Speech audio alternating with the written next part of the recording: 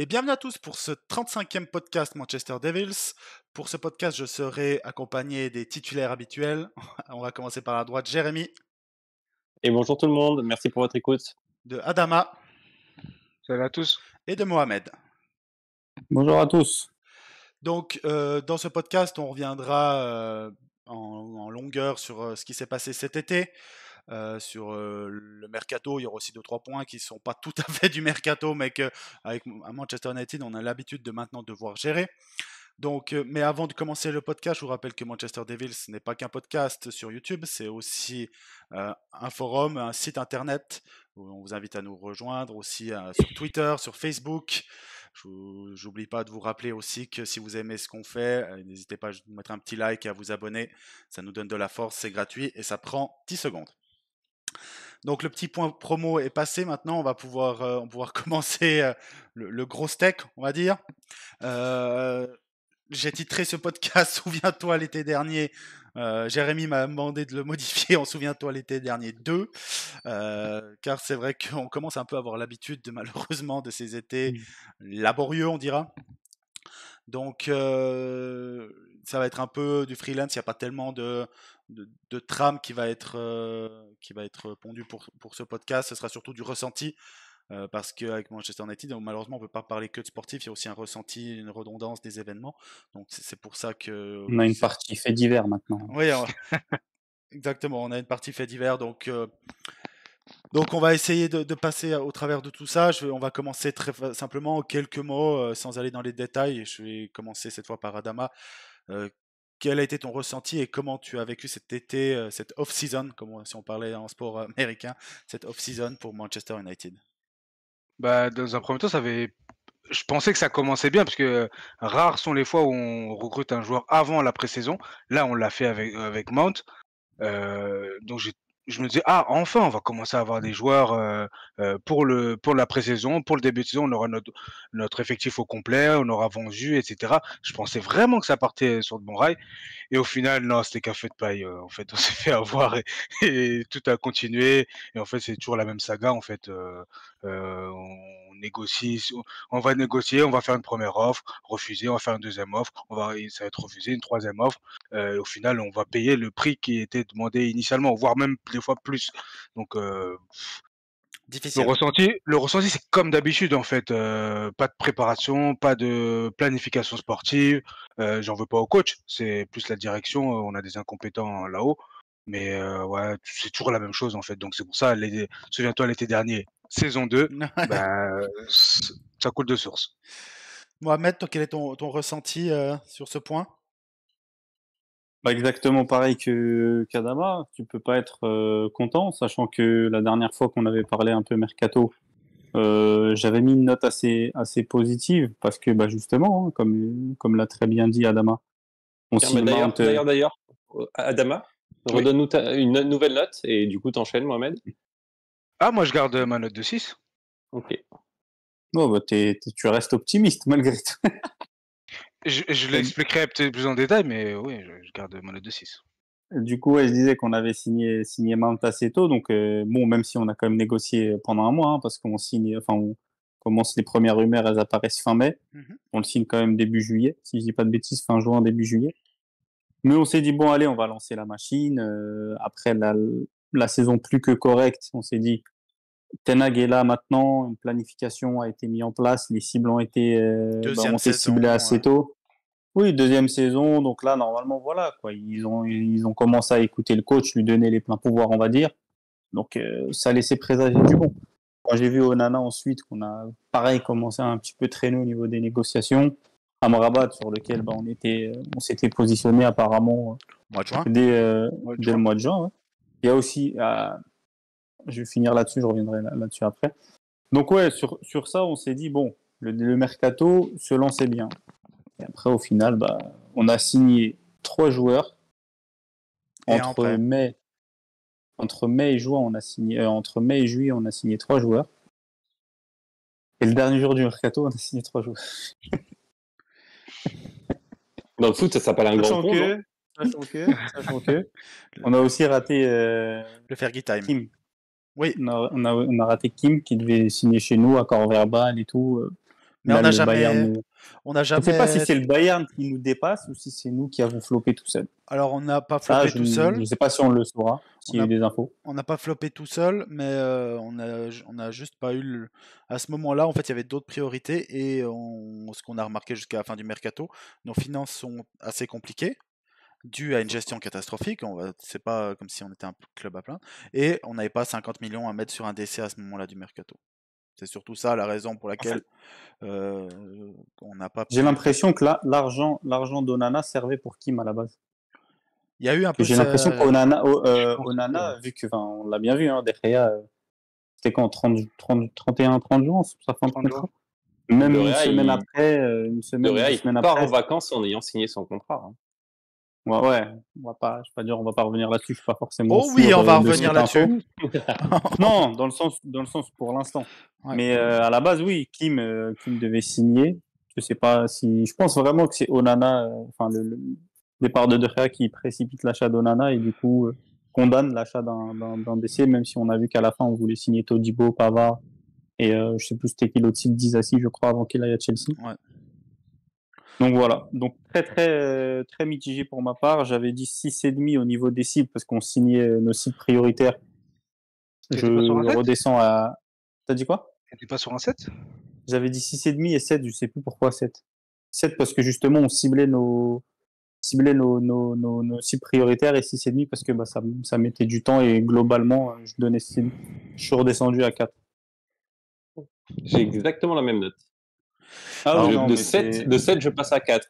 c'est totalement mérité, franchement. Jérémy, en fait, pour résumer parfaitement, excuse-moi, après je donne ouais. la parole à Jérémy, tu passes de 3 joueurs signés en 3 mois, en 3 mois, à 3 joueurs le dernier jour du mercato. Dont un joueur que tu avais ciblé depuis 3 mois, justement. Et que tu signes même pas, mais que tu arrives à obtenir en prêt. Ouais, mais c'est une signature déguisée, mais oui. En fait, moi, du coup, je vais démarrer à l'envers par rapport à moi, je commence par la note. Effectivement, moi, j'ai mis 7 également parce que pour moi, on avait fait un bon début de mercato. Et je maintiens la note de début de mercato au 7. C'est-à-dire que pour une fois, on s'y prend en avance. Et quand tu juges ton mercato, tu juges tes achats, mais tu juges aussi tes achats par rapport à tes concurrents. À ce moment-là, au moment où on en parle, on prend de l'avance par rapport, enfin, on prend de l'avance. On tente de combler le retard. Faut quand même pas, on partait pas tous de la même ligne, mais tu te dis, oh, vas-y, là, on a avancé des pions, on est les échecs, on est les blancs, on est les premiers à avoir avancé des pions. Bien, on se positionne, on joue un peu les gros bras dans le bon sens du terme, pas sur le montant, mais sur on s'y prend à l'avance, voilà, on met des choses en œuvre, tu te dis pas mal. Donc du coup, le 2-7, c'est plutôt bien, parce qu'en plus, au moment où on met la note, tu juges en fonction des autres et tu juges en fonction de ce qui doit encore arriver. Tu as des annonces qui sont faites. Et après se passe l'été. Et là, voilà, vous en avez parlé avant moi, je vais pas faire la redite une troisième fois. Il ne se passe rien, ou ce qui est annoncé est un enfer. C'est finalement à l'image de la vente du club. C'est-à-dire que c'est vraiment, tu as ce parallèle entre la gestion de la vente, la gestion de notre mercato. Donc clairement, la gestion de nos sous, hein, ni plus ni moins, et de nos propriétés. On a clairement un problème là-dessus. Et du coup, tu te retrouves en fin de mercato à signer en urgence Johnny Evans, j'ai rien contre lui, mais dans la situation et dans Viens son dans notre traitant, équipe. il n'a Viens pas dans à notre être là. équipe. Et surtout que pour moi, il n'a pas à être là parce que pour moi, il avait à être là uniquement si Maguire partait et qu'on mettait le budget sur autre chose. Ouais. Il fallait tous ces critères réunis pour que lui soit là. En te disant, OK, on a une priorité, du coup, on va combler gratuit un départ. Ça s'entend. Mais là, Maguire qui reste, bref, voilà. Donc, moi, du coup, comme vous, très déçu de ce mercato qui avait pourtant bien démarré. Même si surpayé, ça c'est encore autre chose, on ne parle pas de prix là pour l'instant, on parle juste d'arrivée et de départ. Assez déçu, je termine sur un 4 et le 4 c'est pas une note sanction, c'est une note qui veut dire insuffisant parce que finalement toute la concurrence s'est renforcée jusqu'à la fin, on en a parlé même Chelsea jusqu'à la fin et pourtant Chelsea je pense qu'ils ont vu passer plus de joueurs qu'il y a d'habitants en France. C'est incroyable, c'est incroyable le nombre de joueurs, un jour on en parlera aussi des financements qui sont là-bas derrière hein, parce que c'est pas possible à un moment donné. Mais même eux sont allés jusqu'au bout et je parle de Chelsea, c'est pas anodin, c'est parce que moi quand je parle de nos concurrents, je vais le dire, hein, je l'annonce de suite, je suis désolé, je parle pas de Manchester City, on n'est pas leurs concurrents, on les concurrence pas. Nos concurrents sont ceux qui jouent la Ligue des Champions sans jouer le titre. City, c'est plus renforcé que nous alors qu'ils sortent d'un triplé. Voilà, nos concurrents, c'est ceux qui jouent l'Europe, hein. Et l'Europe, on va partir du principe que c'est plutôt la Champions League que l'Europa. Donc on ne joue pas le titre. Moi, mes concurrents, ils se situent entre 2 et 5.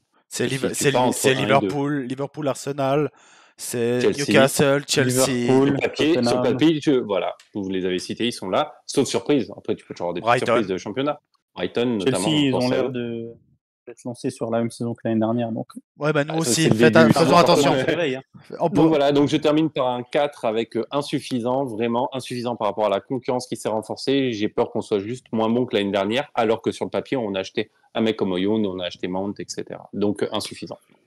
En fait, le plus frustrant, rapidement, Antoine, c'est que c'est pour ça que toi et moi, on avait donné 7 la dernière fois. C'est que tu as l'impression que pour le coup, on apprend de nos erreurs, qu'il y a un bon démarrage, il y a un truc qui se lance, et au final, tu retombes exactement dans tes mêmes erreurs du passé. C'est juste ça qui est frustrant. Enfin, c'est juste ça. Souviens-toi, l'été dernier, 2. Ouais, c'est exactement ça. Ce qui est hyper frustrant, là, moi j'ai fait toute une liste des choses qui m'ont gêné cet été, et le fait d'avoir 15 lignes, ça me dérange un peu quand même. Je vais vous les citer, et après on reviendra peut-être sur un ou deux points. Il y a des choses où vous pourrez dire, ah mais t'exagères, mais moi c'est des points qui m'ont gêné moi. Mais donc en 1, ouais, c'est pas dans un ordre de 1, c'est le pire, 15 c'est le plus light. Ok, c'est pas dans l'ordre chronologique. Non, c'est pas du tout dans l'ordre. C'est plus ou moins chronologique quand même. Mais premièrement, il y a le traitement de De Gea qui est inadmissible. Il y a le montant de Højlund. Expliquez-moi pourquoi on passe en 3 jours de 55 plus 10 à 75 plus 10. Toute la saga Amrabat où on s'est ridiculisé. La saga Greenwood où on s'est ridiculisé. On a raté la vente de Maguire, alors que si on lui avait lâché les 5 millions en plus, il serait parti. Alors il y a le cas Sancho qui n'est pas sur le club, hein, mais c'est un nouveau problème quand tu es fan de Manchester United. Il y a le cas Anthony qui s'est rajouté à ça. On a refusé 35 millions pour McTominay, j'arrive toujours pas à comprendre. Il y a Bailly qui est parti pour 0, alors on en parlait avec Jérémy avant. Attention, on a touché 0 d'indemnité de transfert, mais je pense... nous, on a dû payer. Nous, on a dû payer, sûrement lui lâcher un billet. Comme Maguire. Ouais, exactement. Van de Beek qui est toujours ici, et là, ça sent vraiment qu'il sera là. Il y a Rabiot qui nous a refusé une deuxième fois quand même, c'est quand même magnifique. Tant mieux, mais c'est un cadeau. Non. Bah, non, alors moi, surtout que cette fois, il était libre, il était pas sous contrat, il n'y avait pas d'indemnité à payer. Que vous le voyez quand il dit que c'est un cadeau, mais c'est pas normal qu'un club de notre stature se fasse refuser par un joueur qui vient de chercher 2 fois en te disant, enfin, en lui apportant tout sur un plateau. Et crois-moi, mais je suis content qu'ils viennent pas. Et pourtant, je suis pas son plus grand fan et j'étais limite contre sa venue l'été dernier. Je finis juste la liste. J'ai Henderson qui est vendu 15 millions. Alors qu'on parlait de 25 millions à Forest juste 30. 3 semaines avant. Ouais, voire 30, t'as raison Adama. Et les médias aiment bien rappeler 20, mais c'est 15 plus 5. Et il part remplaçant. Donc les 5, pouvez-vous les mettre où je pense. Il y a la signature de Johnny Evans qui est pour moi, c'est pas contre le joueur, mais un symbole comme chose qu'on devrait pas en être là, tu vois. Et j'ai mis en grand majuscule la vente du club qui se rate. Donc pour moi, ça fait, et j'en ai sûrement oublié, sur 3 mois, ça fait quand même beaucoup de choses où tu te dis, on en parlait avant le podcast avec Jérémy, on a un tel run de news négatives que je me suis retrouvé à être content d'apprendre que la blessure d'Amrabat n'était pas si grave. Oui. Et que c'était plus de la précaution, et parce qu'il voulait vraiment bien commencer sa saison chez nous. Et il y a tellement de choses. On peut aussi rajouter tout ce qui s'est passé pendant l'année. Hein. Le cas Ronaldo. Le cas Ronaldo, notre mercato d'hiver où on signe Weghorst et Sabitzer. Parce qu'on allait vendre le club très prochainement, donc on voulait pas investir. Ils nous l'ont mise. Hein. Ah ouais, on n'oublie pas aussi Arnautovic, qui sans l'intervention des fans aurait été notre buteur. Elle était passée en oubliant sympathiquement qu'il avait des accusations de racisme envers lui. On peut aussi rajouter que ça n'a pas empêché l'Inter de le signer. Hein, pour l'anecdote. Oui, bon, comme ça n'a pas empêché des clubs, Rétafé. Exactement. S'il peut marquer 40 goals, je sais pas si vous avez vu un peu les vidéos, les photos, tout ce que Getafe, le compte officiel fait, j'ai l'impression vraiment qu'il y a une volonté Manchester, en gros, mettez-le en avant, comme je l'ai dit sur le forum, qu'il fasse amende honorable et regardez, il se comporte bien pour potentiellement le récupérer l'été prochain. Hein. C'est une campagne de réhabilitation. Et c'est exactement ça. C'est ce que j'ai mis dans le cas Greenwood. Comme pas possible. Parce que le cas Greenwood, c'est pas simplement on l'a dégagé. On allait le remettre jusqu'à qu'il affronte des supporters. Et j'ai aussi rajouté encore un dernier point quand même, c'est que sur les 12 derniers mois, on a perdu pour 0 €. Cavani, Pogba, Mata, Matic, Lingard, De Gea et Tuanzebe pour 0. Alors, je te dis pas, scandaleux. Je te dis pas que ces joueurs-là. C'est des très bonnes ventes. Je te dis pas que ces joueurs-là, je voudrais les avoir dans mon effectif aujourd'hui. C'est pas du tout ce que je dis. Mais de faire 0 avec ces joueurs-là, alors que on a payé 45 millions pour Mata, 100 pour Pogba. Cavani, c'est un prêt mais on paye 10 millions d'indemnités. Que Lingard, on a refusé 35 millions. Que 30 millions. Non, on voulait 30 et puis ils nous ont proposé 25. Je veux pas dire de conneries. De Gea qui part libre, alors que si tu l'avais juste prévu ça une année à l'avance, tu l'aurais vendu 10-15 millions sans problème ailleurs. 10-15, je suis encore gentil. Je suis pas sûr, hein, regarde, même pas gratuit. sûr avec son salaire. Pas sûr qu'il soit parti. Mais regarde, même là, en agent libre, personne qui se fait un portrait. Ouais, parce que lui, il est toujours sans club. Donc parce que lui, il veut pas non plus. Il a 31 ans, il a tellement gagné d'argent, il a été à Manchester United, il a beaucoup souffert. Il expliquait de sa relation à distance avec sa femme qui était à Madrid. Il va pas se précipiter sur un club. Hein. Même l'Arabie Saoudite, je suis sûr qu'il a eu des offres d'Arabie Saoudite. Le Real ne s'est pas intéressé à lui alors qu'il cherche à tout prix un gardien. Parce que ils ont pris un prêt de Kepa pour une année. Ils auraient pu lui faire un contrat d'1 an. Ouais, je sais pas si j'aurais accepté un contrat d'1 an. Au Real Il joue au Real, alors que lui, on se rappelle. C'est un gamin de l'Atlético, hein. Il vient de Madrid, il vient de l'Atlético Madrid. Hein. Il allait aller au Real. Thibaut Courtois a joué à l'Atlético. Hein. Oui, il a fait des pieds et des mains en 2014 pour aller. Oui, mais Thibaut Courtois, on parle d'un contrat prime sur un joueur qui, au moment où il arrive, est peut-être considéré comme le meilleur à son poste au monde. Le contexte est aussi différent. Derrière, il pouvait aller à Madrid. Hein. Si on n'avait pas. Si le Fox était parti à la bonne heure, il serait au Real. Donc, ah bah oui. Bref, mais pareil, c'était son prime, pendant son prime, Adama, pour être numéro 1 pendant son prime. 31 ans, t'es pas censé être dépassé en tant que gardien. Je sais pas, j'ai cru que Derrière était encore à son prime. Je comprends pas. Non, pendant le fax, l'histoire du fax, tu me rappelles. L'histoire du fax, il a failli. Mais là, il est encore à son prime, là. Je comprends pas. Non. Je comprends pas. En tout cas, c'est pas. En tout cas, lui, il est pas 11e ou 12e de ce championnat en n'ayant servi à rien sur les 3 premiers matchs. Et pour toi, celle-ci. Mais bref, c'est dire que. Bref, c'est un enchaînement. Je sais pas sur quel point voulez-vous vous retourner. Est-ce que vous voulez plutôt parler positif? Je sais pas s'il y a un point positif concrètement. On va dire le positif, c'est quand même que Onana, ça reste un bon gardien. Mais positif, Derrière, il est parti, donc moi, ça c'est positif. Ouais, on voit en plus que c'était bien le problème, c'est pour ça qu'on enchaîne les victoires et le jeu léché maintenant. Mason Mount est arrivé, ça reste un bon joueur. Et Højlund, c'est quand même un bon prospect, c'est quand même des points positifs. Oui, les gars, si c'est moi qui dois trouver le positif, le podcast va vite être terminé, les gars. C'est positif, j'ai gardé ma note de 6. Non, mais moi j'ai gardé ma note de 6, donc ça veut dire que c'est positif, ça peut pas être négatif. Antoine, il me dit, les gars, il y a du positif à en tirer, putain. Par contre, moi je mets pas Mount dans le positif. Ouais, ça reste un bon joueur. Non, mais je sais pas quoi en faire de Mount. Je mets pas Mount dans le transfert du siècle, mais ça reste un bon joueur de foot. Et quand on faisait la liste avant le podcast avec Jérémy, des bons joueurs de foot, même si j'aurais aimé en signer d'autres, hein, on est tous d'accord qu'on aurait préféré Rice que lui, mais des bons joueurs de foot, on n'en a pas 40 000 dans l'effectif, quoi. Non. Donc, et d'ailleurs, c'est pas où le mettre, Mount. Oui, mais c'est-à-dire qu'il bouge un peu partout. On en a parlé en off, mais la largeur de notre effectif pose problème. Et là, on a le pied dedans avec le mercato. Ten Hag avait fait une déclaration. En gros, les postes sont doublés. On attaque les compétitions. Ouais, mais doublé par quoi? C'est ça. Aussi, parce que techniquement, c'est vrai. Parce que sinon ils peuvent m'appeler pour le poste de BU 3, le 3e BU, puis moi je double Martial aussi. Hein. Techniquement, techniquement, à chaque poste, il y a des doublures. Il n'y a pas de doublure. Mais... Ah oui, il y a doublure à Casemiro qui arrive à la dernière. Après, de qualité, non, mais. Moi je pense qu'en façon, tu regardes, tu l'as vu contre Arsenal. Tes centraux, ils sont blessés, tu te retrouves avec une paire Maguire Evans. Il y a un doublé. Attends, ils sont encore de l'enjeu. Ils sont même triplés.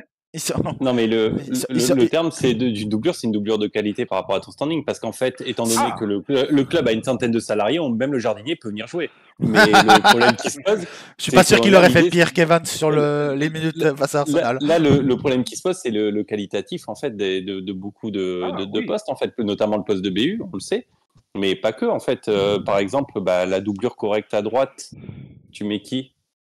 Est-ce que c'est Sancho à droite, arrière droit ou Non, à droite, ailier droit. Tu mets droit. On n'a même pas de titulaire viable déjà.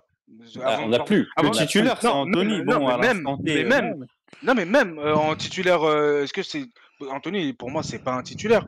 Je peux reprendre tes termes. Enfin, il est titulaire à tous les matchs, donc littéralement, oui, il est titulaire. Oui. Non, mais t'as compris ce que je veux dire. Non, mais t'as compris ce que je veux dire. Je n'interviendrai pas sur Anthony. Si ton titulaire c'est Anthony, faut se poser des questions. En tout cas, si ton titulaire c'est Anthony et qu'il a coûté 100 millions, tu te poses pas mal de questions. Si en plus, il est dans la catégorie fait divers maintenant. En fait, on a le problème, c'est pas quand on soit titulaire. Il y a une malédiction sur les ailiers droits gauchers dans notre club. Le problème, c'est que si on prend depuis 10 ans, on a des curses, des malédictions sur à peu près tous les postes, en fait, hein, parce qu'il y en a aucun où on a une réussite sur le long terme. Donc, gardien.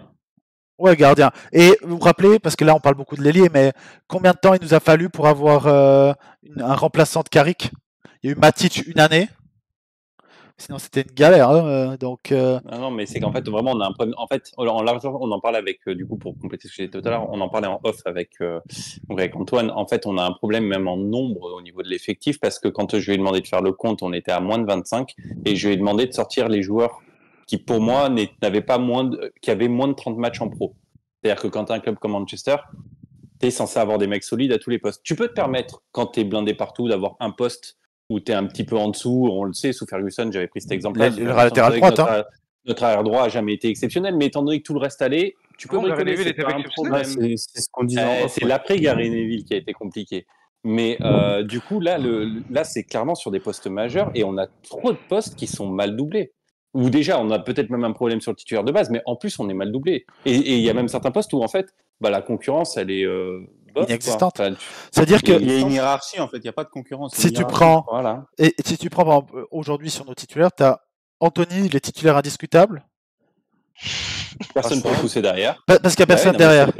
Et tu prends Rashford, personne pour le pousser derrière. Oui, t'as Garnacho. C'est un des seuls postes où je dirais on a ça. Et puis Mount et Eriksen. Mais sinon, tu prends Højlund, 12 matchs en pro.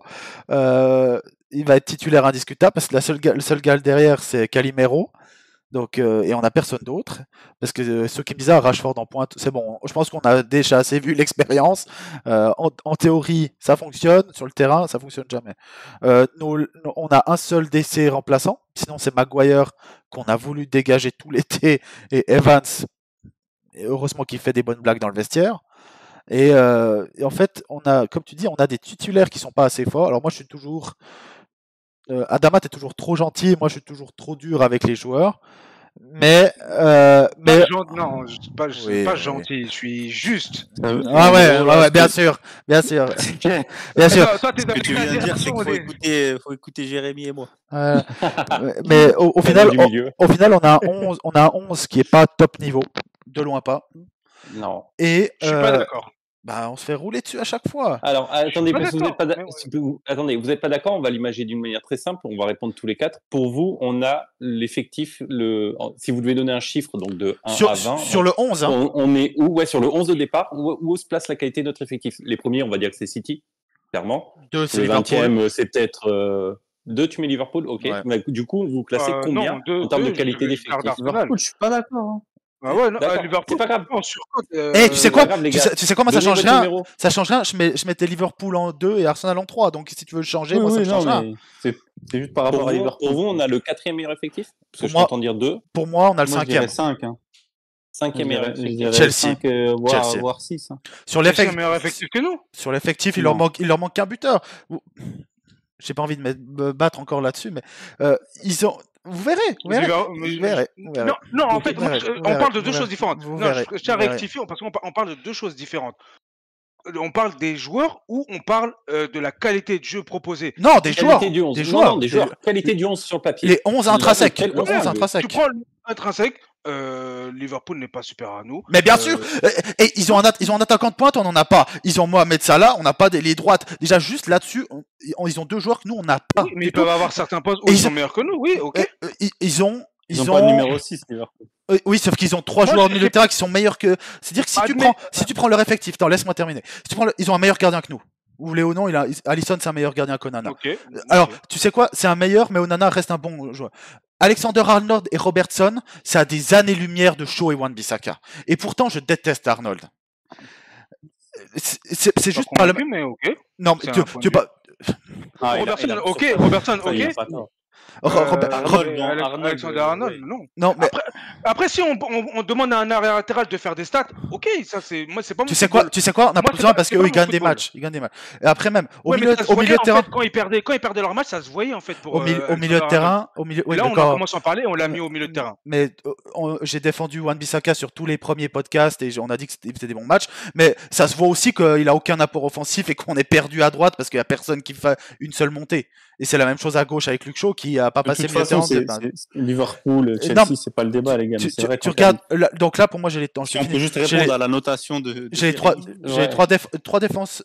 défenseurs, un gardien, ils ont un meilleur attaquant de pointe, un meilleur ailier droite, ils ont des meilleurs milieux de terrain, sauf le 6 et Bruno. Allez, tu sais quoi, je nous donne un avantage parce que sur le début de saison, Szoboszlai est 2 fois plus fort que Bruno, mais on va dire sur la longueur. C'est ce que je dis, c'est on prend intrinsèquement ou on prend les performances. Par rapport à Liverpool, on va pas faire sur Liverpool. Par rapport à Liverpool, les deux ils sont devant nous. Casemiro, Mount, Bruno d'un côté, sans mettre dans les clubs. Et tu prends Gravenberch, Szoboszlai et McAllister et Thiago Alcantara. Et on te demande, choisis. Tu vas sur Szoboszlai. Moi personnellement, j'y crois pas une seule seconde. Je vais sur Casemiro, Mount et Fernandes. Oui, sauf que c'est pas le plus équilibré du monde. Tu sais quoi, écoute-moi, je finis. Casemiro, de toute façon, est titulaire. Bruno, je te dis, pourquoi pas. Mais le troisième, je prends Szoboszlai devant Mount, c'est sûr, parce que il s'est passé quelque chose avant avec Szoboszlai. Le package des trois, c'est soit tu prends l'un, soit tu prends l'autre. Ah bah non, c'est ce que je te dis, c'est-à-dire que je prends 2 des 3 offensifs. Ça veut dire que ça fait 3. Je prends quelques joueurs de Liverpool et je les mets dans l'effectif. Sans parler que leur banc a une autre gueule que le nôtre. Donc non, moi je pense que Liverpool a. On a parlé du 11. Même je parle toujours de la même chose. Même le 11. Vraiment, sois précis qu'on parle de la même chose. T'es aveuglé. De toute façon, vous étiez assez d'accord. Je pense que vous étiez assez d'accord. Vous placez notre effectif entre 3 et 5. Oui. Mais pour moi, 5. Même 4, moi, pour moi, ça équivaut Liverpool, Chelsea, ça équivaut. C'est pas. Donc, je vois pas une différence si vous placez notre effectif en 4-5, et je suis assez d'accord avec ça, je me mets pas en opposition, au contraire, ça veut dire que on part du principe que cette année, on est taillé pour jouer au mieux la dernière place de Ligue des Champions, sinon l'Europa. La 3e place, comme l'année passée. La même saison que l'année passée. Mais du coup, ça veut dire que ça veut dire que si tu considères que t'as pas le meilleur, le 3e effectif, c'est-à-dire qu'il faut surperformer par rapport à ton effectif. Ça veut dire que t'attends de ton 11 là, t'attends de ton groupe, même si on parle de groupe là, plus de 11, t'attends qu'ils fassent mieux que ce qu'ils sont censés te donner. Je peux même aller plus loin. Je te dirais même que notre classement l'année dernière, il était, je vais pas dire dépendant, mais limite, je vais choisir ce mot-là, il était dépendant de la méforme de Liverpool et de Chelsea. À la fin, Liverpool a failli. S'il avait resté 2 matchs en plus, Liverpool serait passé devant nous. On va toujours sous-estimer nos performances et nos classements. Quand on va gagner un match, on gagne par la chance. Non, c'est pas ce que j'ai dit, Adama. C'est pas ce que j'ai dit. Non, mais Adama, il y a un paramètre que tu prends pas en ligne de compte. Par contre, c'est les blessures. Parce que Liverpool, l'année dernière, ils se sont fait décimer et que nous, le seul joueur majeur qu'on a vraiment perdu sur blessure, c'est Eriksen, un tiers de la saison. Mais c'est le problème. Ça fait une différence. Oui, mais si. C'est leur problème. C'est leur problème, mais ça influe forcément sur le classement.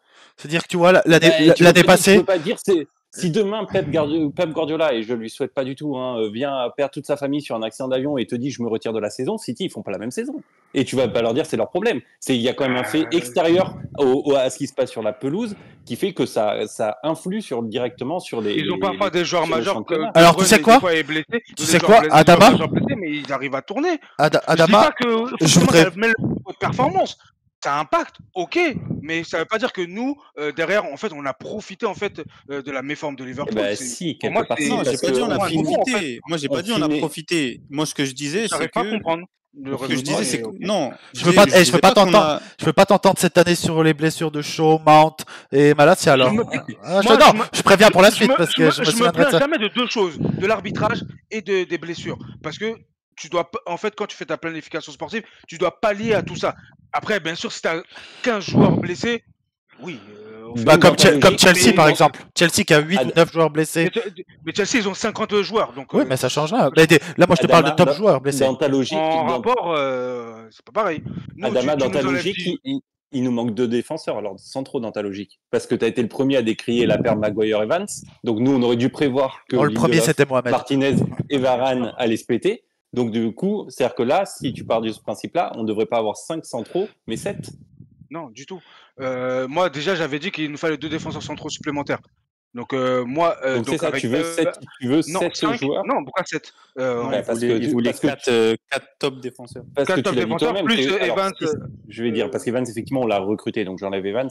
Mais du moment que tu sais que Maguire part pas, le club aurait quand même dû faire avec. Donc il aurait dû prendre quand même un défenseur de la qualité, entre guillemets, de Maguire, donc mieux, on s'entend.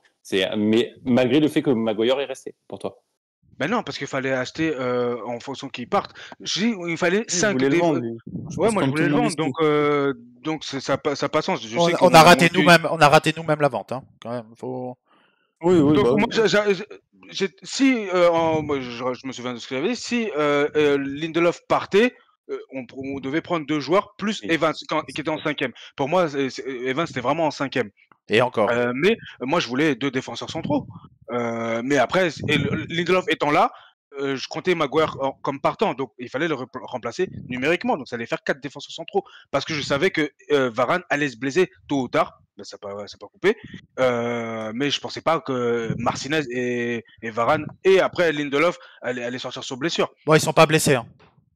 Ils Oui. sont pas Ouais, blessés. Ils ont, Ouais, ils ont joué pendant la préparation. Non, il Mais faut les dire gars, qu'on on est. s'égare, là. Après, c'est des choses à prévoir. Là, après, ça arrivait ponctuellement. Ça va pas arriver toute la saison. Ça arrivait ponctuellement. On file la défense avec Maguire et Evans.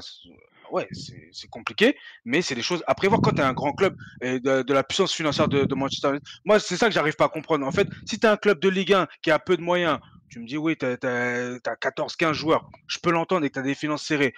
Nous, on a un budget qui fait le PIB de certains pays. Donc, je suis désolé, il n'y a pas d'excuse. Si on est capable de mettre 90 millions sur Maguire, on peut aller chercher des bons coups à 30-40 millions et faire un effectif. C'est pas parce qu'on travaille mal qu'en fait, on doit se plaindre dès qu'il y a une blessure, il y a une méforme ou il y a de l'arbitrage. Moi, c'est pas ma façon de voir les choses et je suis pas un Calimero Bah, sur ce je plan-là. pense qu'on est tous d'accord là-dessus que la situation dans laquelle on est, après un mois, comptablement, elle est déjà pas ouf, mais c'est le début de championnat.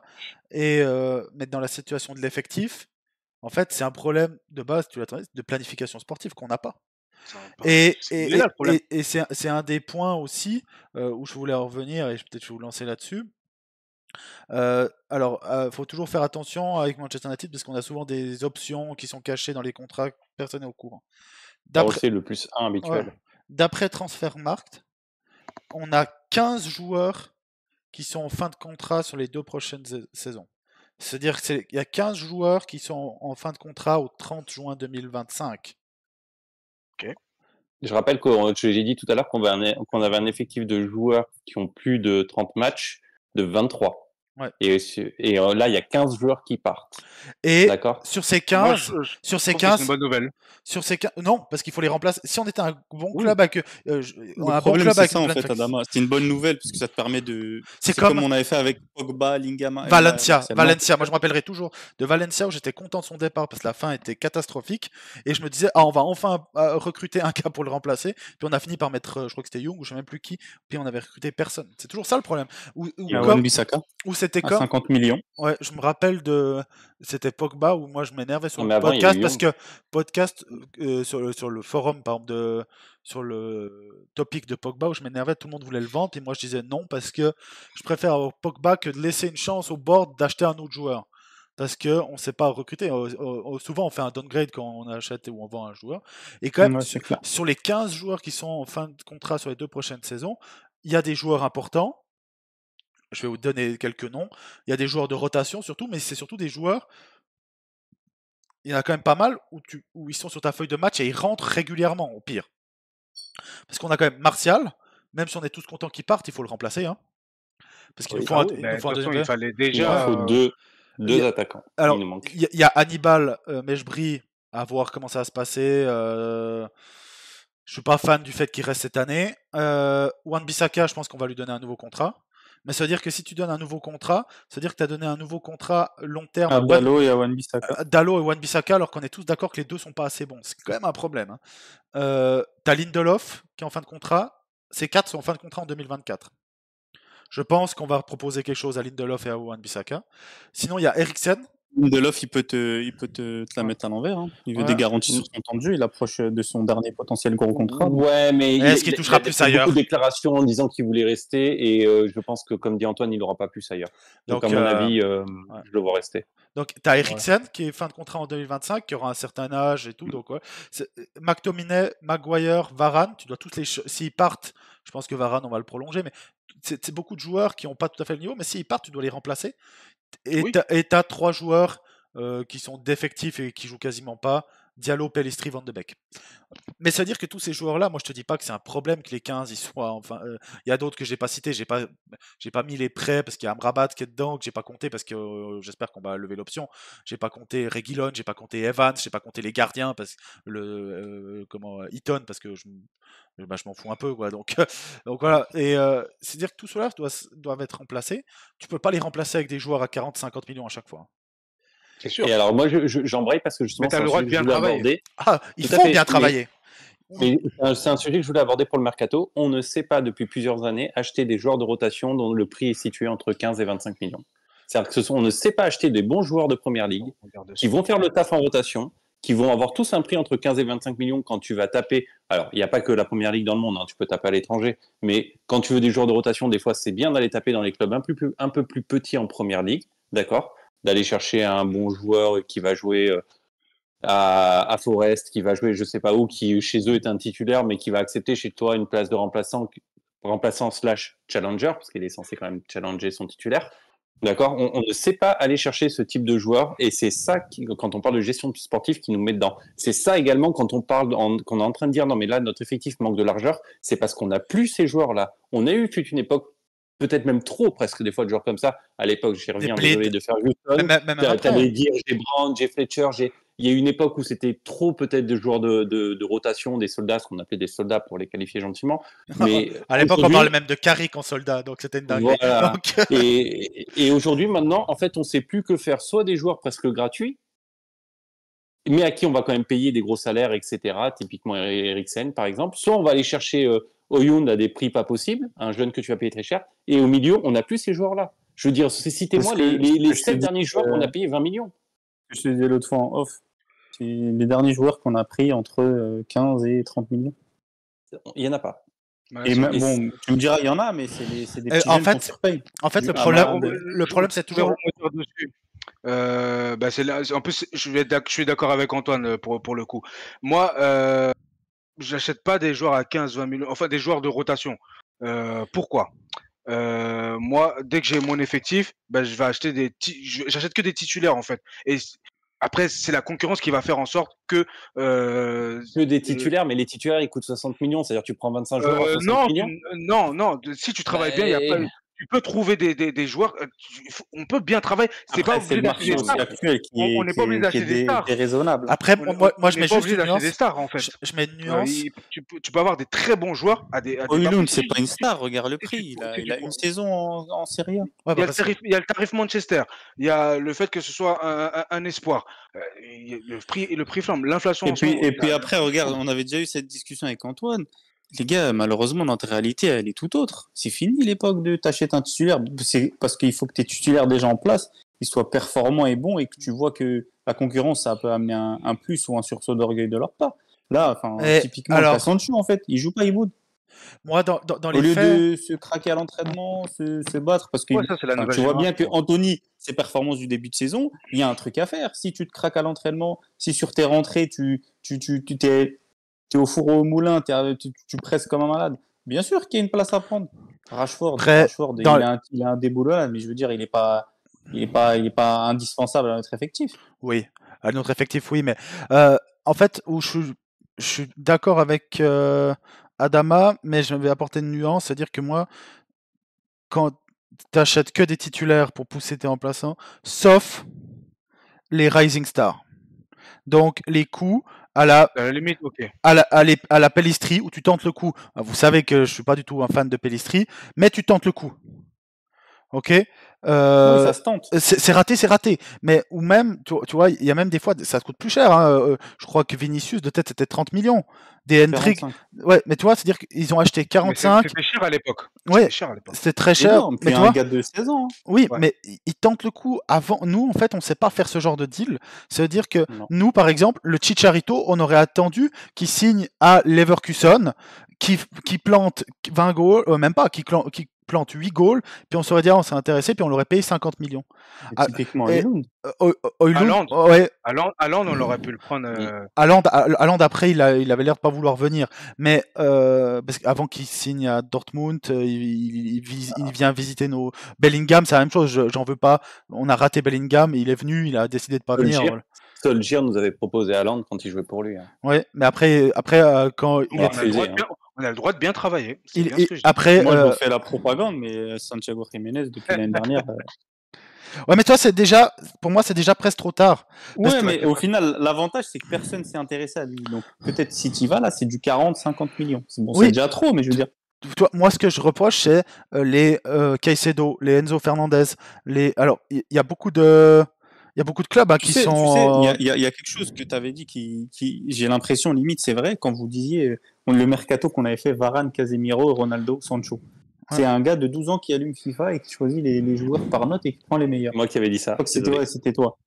Et au final, regarde, j'ai l'impression qu'on s'intéresse qu'aux joueurs où il y a des rumeurs dans la presse. Il doit y avoir un monde parallèle, je crois que Fabrizio en avait parlé. Ouais. Tu as des agents de joueurs qui le sollicitent et tout. Mais des mecs comme Santiago Jiménez ou Sergei Milinkovic qui est parti en Arabie Saoudite, des Ruben Neves. Qu'est-ce qui t'empêche d'aller les voir ou d'envoyer des bons scouts? Parce qu'on parle des gros noms, mais comme vous le dites depuis tout à l'heure, en fait, qu'est-ce qui nous empêche d'aller faire des coups en Belgique, en Hollande? Bon, en Hollande, il y a Tena qui connaît un peu le secteur. Si on peut s'éloigner de la Hollande, ça m'arrange un moment. Non, mais Belgique, Ligue 1, c'est des trucs, on n'y va même plus. Espagne, c'est quand la dernière fois qu'on a recruté un gars d'Espagne? Ils envoient en prendre l'Espagne en général. Bailly. Ça se passe pas bien, mais on les envoie. C'est peut-être Bailly le dernier? Bailly. L'île de l'Ost du Portugal. D'ailleurs, je voulais revenir aussi sur Bailly. Aussi un problème, c'est que il y a des choses, toi, Sancho, vous savez que je suis fan de Sancho. Il y a eu des problèmes de comportement avant. On ne peut pas s'étonner de problèmes de comportement maintenant. Anthony, il y a eu des problèmes. C'est-à-dire que quand tu as des antécédents, le club, c'est-à-dire que Guardiola, il n'en a pas tenu rigueur. Ouais, Guardiola, il explique que quand lui il s'intéresse à un joueur, il regarde vraiment toute la situation avant de signer. Le pire pour moi, alors Sancho, c'est frustrant parce que pour moi c'est Sancho, mais et que j'espérais qu'il passe ce cap mental qu'il a l'air de ne pas passer. Mais Bailly, on le signe en sachant qu'il sort de 2 grosses blessures en une année. Tu le signes, tu peux pas être surpris que dès qu'il arrive chez nous, il continue à se blesser. Bah oui. Dans sa première saison, il fait 0 blessure, je crois. Il fait la saison complète. Hein. Donc, je suis même pas sûr. Non, je suis pas sûr. Il fait une saison complète avec Roro. Les gars, justement, sa première saison, elle est pleine d'espoir. Je crois même, je vais dire, il était peut-être dans le 11 de l'année. Il arrivait en quelle année? En 2016, hein? 2016, je pense, c'était Mourinho. Ouais, bah, l'année de la Coupe Europa avec l'Ajax. 2016-2017. Il manque 10 matchs. Hein. 10 matchs. Mais à partir de quelle date? Parce que je crois le 24 octobre 2016. Donc après 2 mois et demi. Putain. C'est ce qui me semblait. Écoute, la mémoire sélective qu'on a. Et puis j'ai dit une bêtise parce qu'il n'avait pas eu 2 blessures la saison avant qu'on le recrute, mais 3. À l'épaule, qu'il aura eu toute sa carrière chez nous, l'ischio et la cuisse. Donc il avait déjà manqué 14 matchs avec l'année d'avant qu'on le recrute, et puis après, ça s'enchaîne. Et donc, où je veux en dire, c'est qu'en fait, là, on commence à payer toute la mauvaise gestion, pas de cet été. Pas, tu payes déjà depuis un moment. Non, mais là on arrive à être à bout. C'est-à-dire qu'on peut dire ce Ah qu'on oui, là, clairement. Bah oui. on peut dire ce qu'on veut sur certains joueurs, mais Pogba, ça restait un bon joueur. On avait quand même toujours des joueurs qui nous énervaient et tout, mais qui étaient des joueurs moyens plus. Aujourd'hui, maintenant, nos gars de rotation, parce qu'on a enchaîné des erreurs énormes, ça devient des gars. Alors, Moyen moins. c'est un des running gags qu'on a dans ce podcast avec Pellistri.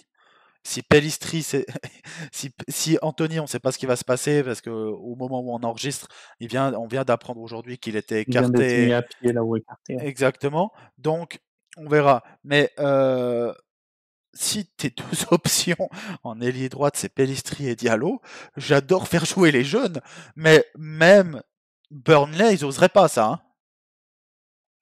Donc pour moi. Parce qu'il te manque des joueurs de rotation, c'est ce que je disais. Ouais. Et je suis désolé, hein, j'entends l'argument de Adama qui te dit qu'il met 22 titulaires. Moi, déjà, non. Ça Parce que fonctionne après, Non, mais attends, c'est pas ce qu'il dit. C'est pas ce que je dis. Ouais. C'est que là, avec notre effectif en place, par exemple, on va prendre le cas que vous aimez bien, sur Rashford. Bah, je vais pas prendre un joueur de rotation pour Rashford. Je fais exprès de mettre dans le Garnacho. Mais je vais prendre un mec qui va le pousser sur le banc. Et après, ça va faire de l'émulation. Et les deux. Ben si. Mais non, parce que tu tiens compte. Mais non, mais il faut te dire compte de la réalité. Comme ça, c'était là, passé dans un entre monde Martial et Martial Rashford, où les deux alternés. Mais sauf que les gars, là, il faut pas. Quand on le fait, c'est pas une projection de l'irréel, c'est une projection du réel. Aujourd'hui, je veux dire, pour que quelqu'un mette Rashford sur le banc, et vous savez que je déteste Rashford, c'est d'accord, bon, ce serait moi le mec qui le met sur le banc. Rashford, il a pris l'exemple extrême. Aucun. Mais tu dis ça, mais Bruno, qui va le mettre sur le banc? Aujourd'hui, qui tu recruterais si Anthony n'a pas ces problèmes-là de flic, de judiciaire? S'il n'a pas ces problèmes-là, qui t'achète pour mettre Anthony sur le banc? C'est pas vrai, t'achètes personne. Il y a personne qui va venir ce mec à 100 millions, il y a personne qui va venir le mettre sur le banc. On vient d'acheter. L'année dernière, dans le mercato, quand j'avais dit avant qu'on recrute Anthony, il me semble, il y avait Zaniolo. Là maintenant. Il a signé à Aston Villa, non? Il a pas signé à Aston Villa, je crois qu'il a signé. Il était à Galatasaray, il a signé. Il doit pas mis sur le banc parce que tu prends pas un mec quand tu à l'époque, il y avait personne. Il y avait personne. Tu prends pas un concurrent juste derrière. Oyun, on vient de mettre 100 millions. Attendez, Oyun, je comprends. Oyun, je peux comprendre. Oyun, tu viens de mettre 100 millions. Qui tu vas lui mettre pour concurrencer? Non, mais Oyun, c'est différent. C'est différent. Là, je comprends. Oyun, tu lui fais un backup. Exactement. D'accord. Donc, vous êtes d'accord sur tous ces postes-là. On passe en défense. Aujourd'hui, vous achetez un défenseur central pour concurrencer Varane et Martinez. Vous achetez qui? Oui. Si on prenait Kim, c'était pour faire la concurrence avec Varane. Todibo, c'est la passation parfaite parce que tu sais que déjà passation, c'est pas concurrence. Parce que le problème, il est sujet aux blessures, les gars. Oui, parce qu'il a entamé son blessure, il est sujet aux blessures et il a 30 ans, 31 ans. Non, mais on y vient, les gars. Tu es en train de parler de passation et sujet aux blessures. Donc, en fait, tu n'es pas en train de passer de le mettre sur le banc. Tu es en train de dire ça sera un mec qui aura du temps de jeu parce qu'il se blesse ou parce que. Mais on n'est pas en train de parler de le mettre sur le banc. Non, moi, je te parle de Kim. Là, aujourd'hui. Kim, c'était dans cette optique-là. Prends le sujet à l'inverse. Aujourd'hui, qui, en fait, tu pourrais acheter et qui, avec la concurrence, va mettre son titulaire sur le banc? Peut-être tes latéraux. Je suis OK. On a deux postes actuellement. Je suis même pas sûr. Regarde Shaw. On a ramené Malacia. Il a fait un très bon Malacia, voilà. Et au milieu, il n'y en avait qu'un seul. C'est Eriksen, parce que Eriksen, malheureusement, il joue avec un poumon. Donc, en fait, Eriksen, de base, tu sais qu'en fait, tu as besoin de quelqu'un sur la longueur. Mais hormis ça, on n'est pas capable de mettre en mesure de mettre des joueurs qui vont concurrencer les titulaires. Parce que dans la position, ou des prix qu'on a achetés, des contrats qu'on a donnés, et dans notre politique, tu installes un titulaire. Et aujourd'hui, notre gros problème, je peux comprendre cette politique, je la partage pas, mais je l'entends. Sauf que quand tu l'accumules au fait qu'on n'est pas capable d'acheter des joueurs corrects de rotation, tu te retrouves dans la situation dans laquelle on est aujourd'hui. Il y a un problème aussi. Elle marche quand tu as de la rotation. Le seul problème, Mohamed, je fais une phrase une seule phrase.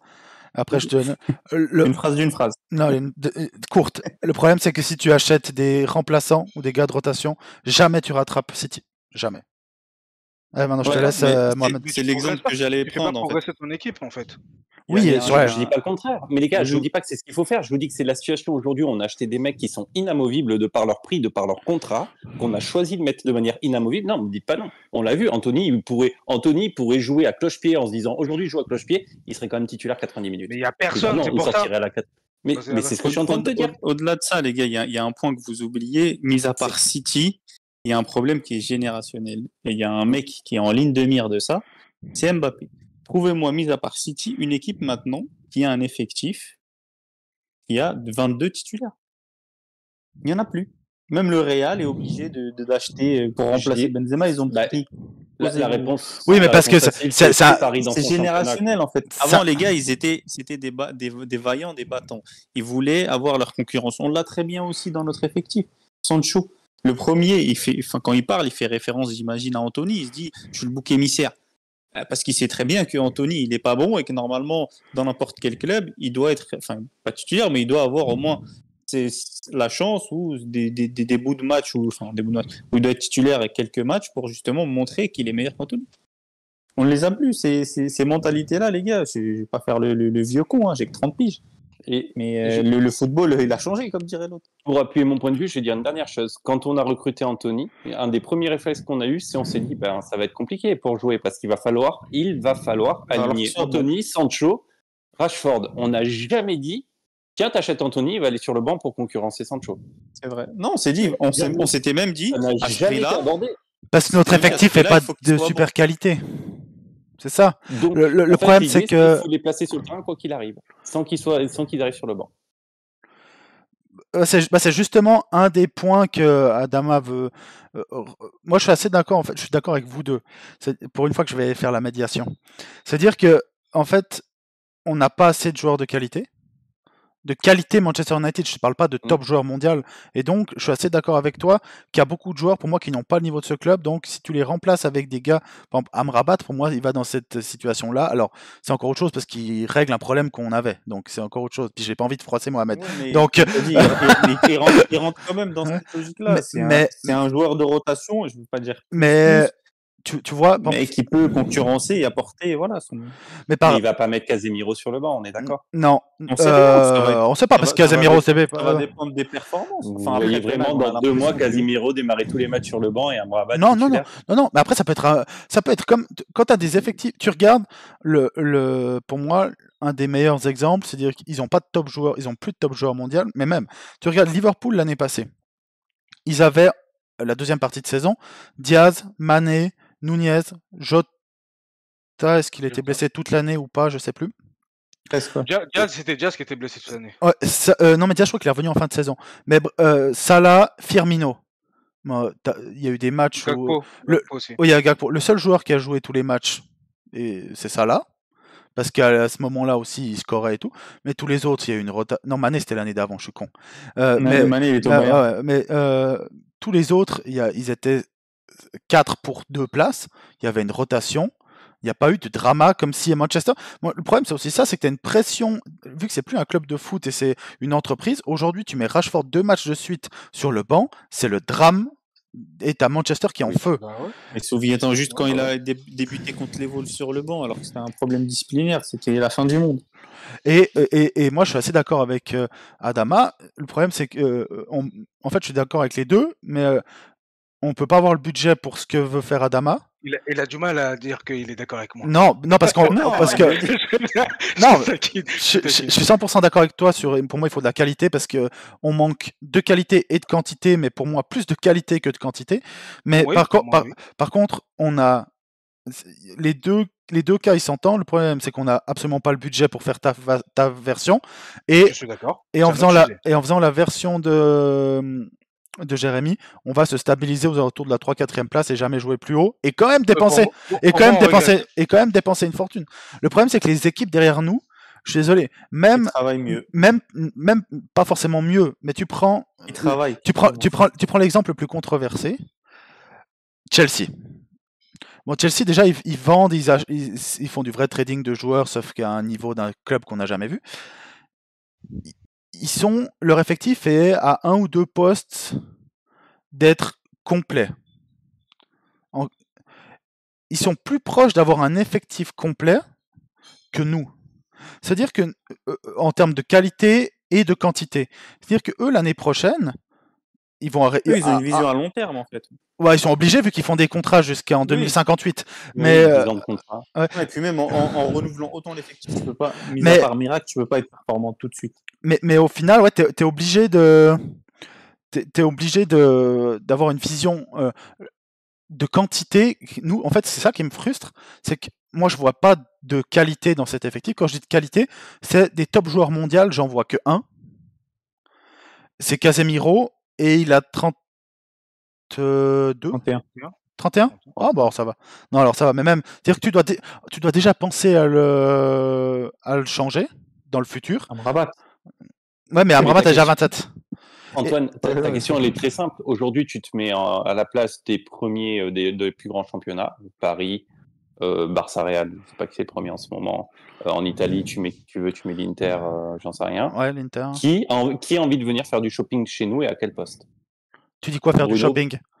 Ni racheter nos joueurs. Qui a envie de remplacer l'un de ses joueurs par l'un des nôtres en se disant je vais gagner qualitativement, je viens faire le change. Je viens pas combler un départ. Je viens faire le change pour gagner qualitativement. Ah, je prends pas l'Inter. Je prends pas l'Inter parce que pour moi on a un effectif qui est largement plus fort que toutes les équipes italiennes. Mais voilà, mais prends le premier de chaque championnat, premier, deuxième de chaque championnat, et qui vient chercher quoi? Bah en fait, tu t'appelles Casemiro. Ceux qui partent chez nous, c'est Casemiro, et je pense pas qu'il retourne en Espagne, d'accord, qui est peut-être le meilleur championnat au monde en ce moment. Bruno. Onana, qui vient d'arriver mais qui du coup part. Et Rashford. Tu crois que Rashford, il est pris... allez, peut-être Rashford pour ses stats. Rashford, mais j'allais dire, même le PSG, ils ont pris Dembélé. Après, on peut pas avoir 11 joueurs, comme tu as dit, on peut pas avoir 11 joueurs de classe mondiale. Moi, mais nous, on en a 3, peut-être en fait, 4, dont un qui est arrivé cet été. Et en fait, moi, mon problème, c'est qu'on n'a pas les joueurs de classe mondiale. Et c'est surtout que dès que tu as passé... On arrive à... je trouve que quand on fait le compte de nos joueurs, on arrive très vite à un niveau où tu te dis attends, on ne sait pas si ça a le niveau pour la première ligue. En fait, on était dans une étape où à chaque fois on se dit ce mercato-là, on a renforcé. Comme tu l'as dit, tu as commencé par ça, on achète 3-4 joueurs par mercato. Et on compte pas d'ailleurs le mercato d'hiver qui, pour nous, c'est juste. Il ne sert à rien en fait. Ça est déjà arrivé, mais c'est rare. Quoi. Mais je veux dire, si cette année, par exemple, si vous vous souvenez bien, en début de saison dernière, ou à la clôture du mercato de l'année dernière, où Ronaldo était encore là, Greenwood, il y avait un espoir, on va dire, il revient, on ne revient pas. C'est pas le débat. On s'est dit, ce mercato qui vient de se clôturer, on devait signer quel poste? Vous vous souvenez ou pas? On devait signer un attaquant, un neuf. On parlait d'un latéral droit, parce que Dalot, Wan-Bissaka, il fallait une amélioration significative. Parce qu'on se disait justement, Ten Hag, c'est le beau jeu, patati patata. On parlait déjà de Frimpong. Ouais, Frimpong, je me rappelle. Et Mount, qu'on a signé cette année. Et sinon, c'était des postes qu'on avait, enfin, mis à part le 9, on n'avait pas ciblé, on parlait pas de ça à la base.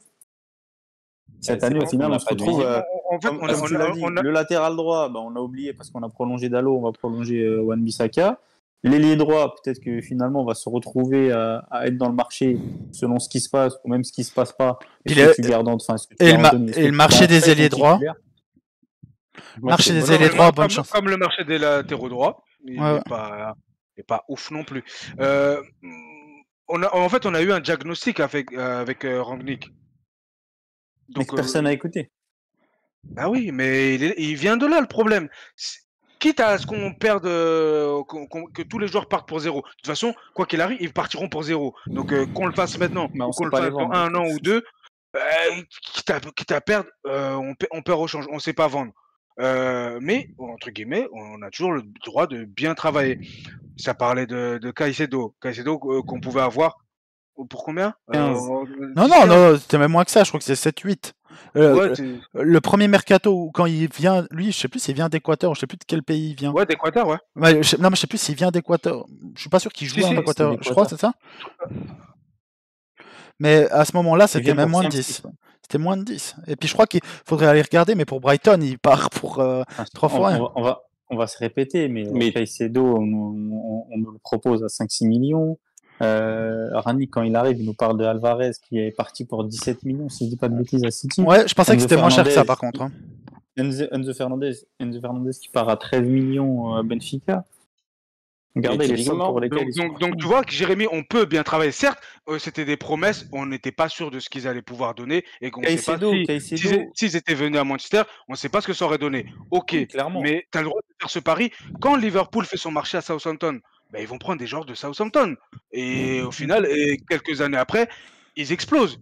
Donc, on a le droit, en fait, de bien travailler. C'est pas parce que pendant un an, peut-être que ça va pas fonctionner, mais il faut voir sur le long terme. Ah, Si mais avec un bon coach, t'as Qui une vision travaille bien sportive. dans non, mais ton après, qui- après, je pense que tu as peut-être assimilé un truc que j'ai dit que je n'ai pas voulu dire, mais que c'est pas parce que tu recrutes un joueur de rotation qui vient d'un club moyen que ce joueur il n'a pas une marge de progression.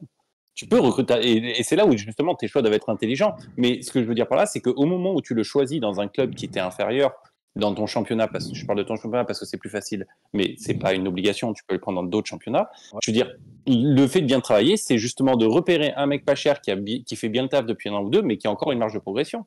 Je veux dire, par exemple, Chelsea, ils sont allés chercher Kanté. Ils sont allés chercher Kanté à Leicester. L'année où on signe Pogba. Je veux dire, enfin, ça, c'est un choix intelligent. Et pourtant, à ce moment-là, quand tu prends Kanté, je veux dire, à Chelsea, il y a des gros noms au milieu. Typiquement, le move qui me fait penser à ça, c'est Wigan. C'est Valencia qu'on va chercher à Wigan. Voilà. Ouais, bon. Ouais, mais c'était quand même une erreur de penser que ça allait être le nouveau Ronaldo. Oui, d'accord. Mais ce que je veux dire par là, c'est qu'il nous, a été un très bon soldat.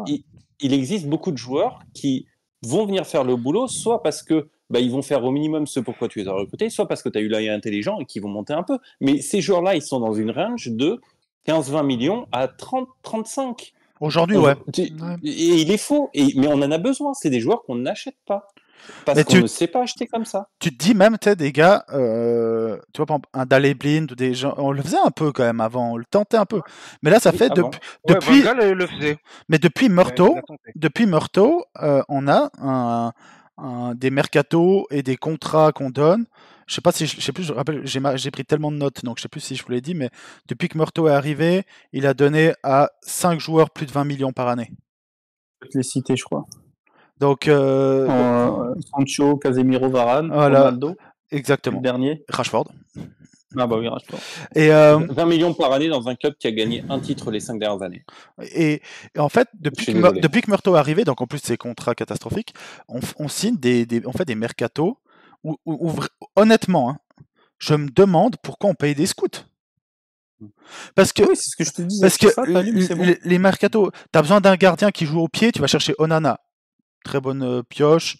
Au moins, le profil est juste. Parce que des fois, on cherchait De Jong, on était prendre Casemiro. Donc, heureusement, mais des problèmes de profil. Ouais, j'ai toujours pas compris ce move, mais okay. Voilà. Et où c'est comme on veut faire jouer Wan-Bissaka, on veut faire jouer Dalot, puis d'un coup, on refait jouer Wan-Bissaka. Bref. Mais les profils, déjà, sont bizarres, mais toi, tu vas chercher Casemiro, Anthony, qui vient du club, qui est la petite sensation un peu hype. Tu vas chercher Varane, Sancho, Ronaldo, je pense que tu l'as dit, c'est le pire.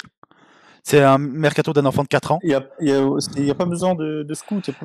Et surtout, c'est des scouts où, je suis désolé, les 3 joueurs sont arrivés pour 20 millions par année. Hein.